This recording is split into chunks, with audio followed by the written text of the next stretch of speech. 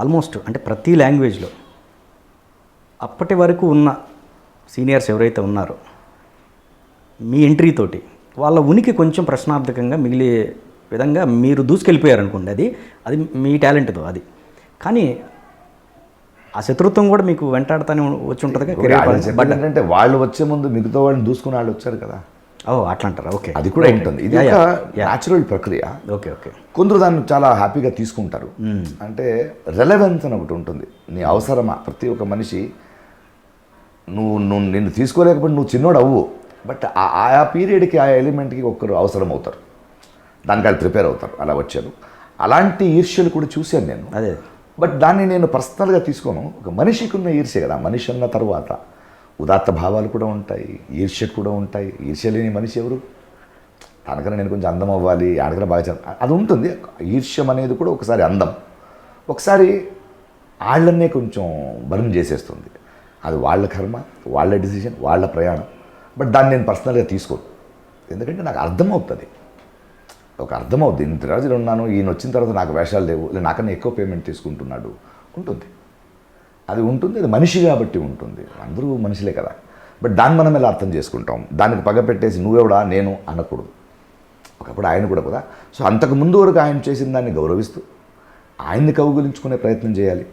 ఇంకా ఆయన మారకపోతే వదిలేయాలి. నవరసాల్లో సార్ ఆల్మోస్ట్ మీరు ఏదైతే పండించారో ప్రతి దాంట్లో మీ మార్క్ని క్రియేట్ చేసుకున్నారు, ప్రతి రసం.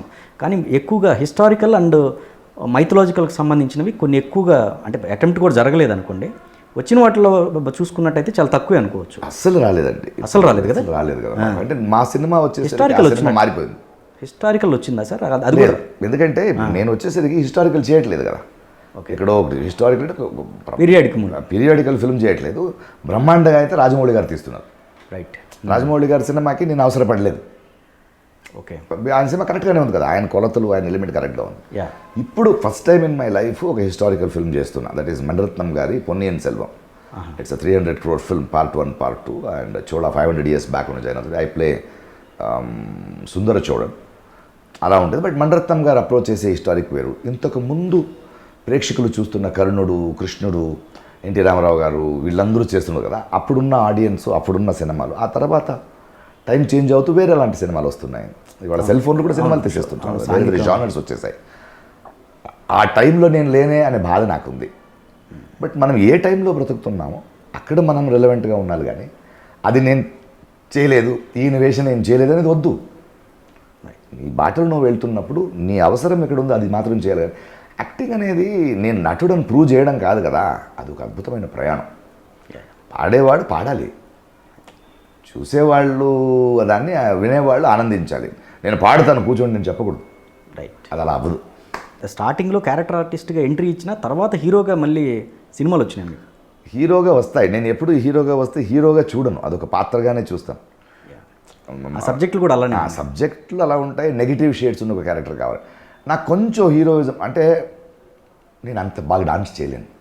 ఇప్పుడు ఇండియన్ సినిమాలో ఒక కమర్షియల్ సినిమా హీరో కావాలంటే నేను హీరో అవుతానని అనుకోవచ్చు, అది కాదు కదా. నా ప్లస్ ఏంటి? ఓకే, నేను బాగా నటించగలను, ఒక వేరే వేరే పాత్రలుగా పోషించగలను.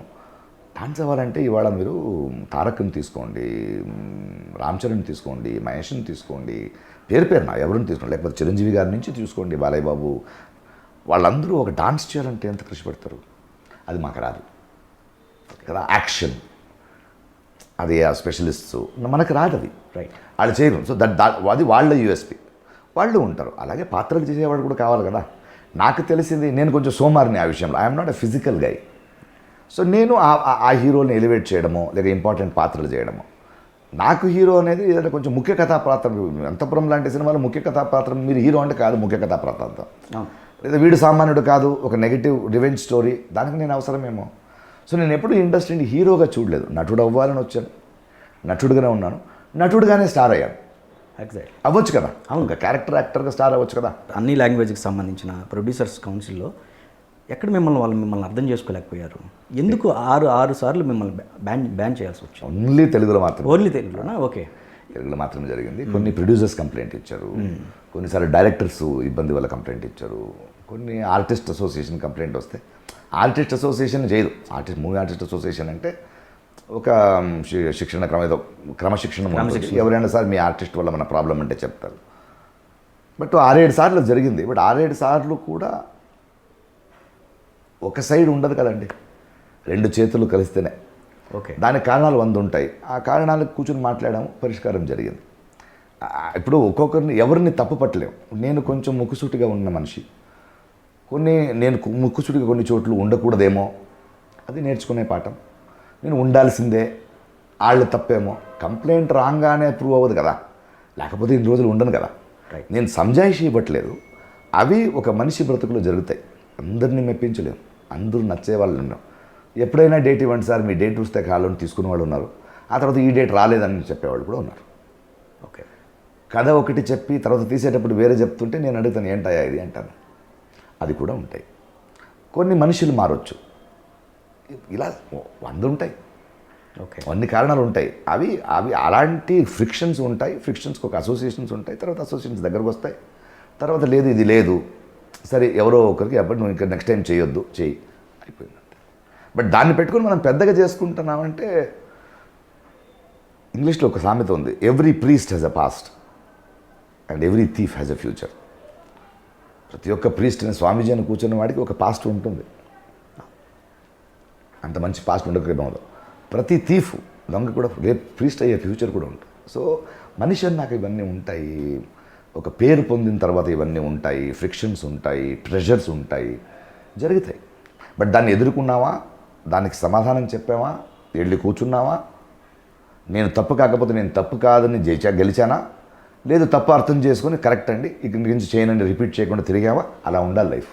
స్టాండ్ తీసుకున్నప్పుడు కొంతమందికి ప్రశ్నార్థకం అన్నప్పుడు ఇలాంటివి 100% ఉంది. ఇందులోనైనా మనిషి స్టాండ్ తీసుకోవాలి. అందరినీ మెప్పించి వెళ్తున్నవాడు ఎవడికి అర్థం కాకుండా చచ్చిపోతాడు కదా. అంటే జీవితాంతం నటిస్తూ ఉండిపోయాడు. ఓకే, అలా చచ్చిపోకూడదు కదా. చచ్చిపోయే ముందు చావకూడదు మనిషి. ఓకే, ఆయన ఇది, ఆయనకి నచ్చని విషయాలు ఇవి, నచ్చని విషయాలు ఇవి, ఆయన ఎదిరించే విషయాలు ఇవి.